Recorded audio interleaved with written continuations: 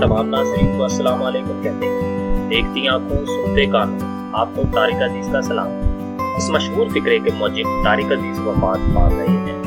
ٹیلی vision کی تاریخ میں کئی دہائیوں تک چلنے والے پروگرام نیلام گڑھ سے شہرت پانے والے میزبان 84 برس کے تھے۔ یہ سب جاننے سے پہلے لہر ٹی وی کو سبسکرائب کریں اور بیل آئیکن پر ضرور کلک کریں۔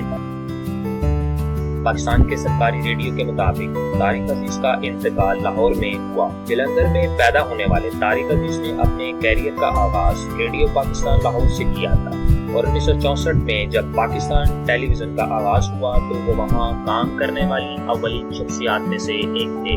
طارق عزیز کو اصل شہرت پاکستان ٹیلی ویژن پر 1975 میں شروع ہونے والے پروگرام نیلام گڑھ سے ملی۔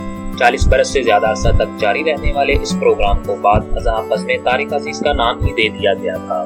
طارق عزیز کا پروگرام کرنے کا اچھوتا انداز آج بھی ذہنوں میں نقش ہے۔ طارق عزیز کا سحر انگیز انداز ہی تھا کہ نیلام گڑھ شو کا نام تبدیل کر کے اسے پہلے بزم طارق عزیز اور پھر طارق عزیز شو کا نام بھی دیا گیا۔ اس ٹی وی شو کو دیکھنے والے کئی افراد کو آج بھی یہ جملے لفظ با لفظ یاد ہیں۔ پینسلین جواب درست ہے صاحب۔ طارق عزیز نے ریڈیو اور ٹی وی کے علاوہ فلموں میں بھی کام کیا تھا۔ ان کی مشہور فلموں میں سالگرہ، قسم اس وقت کی اور ہار گیا انسان شامل ہیں۔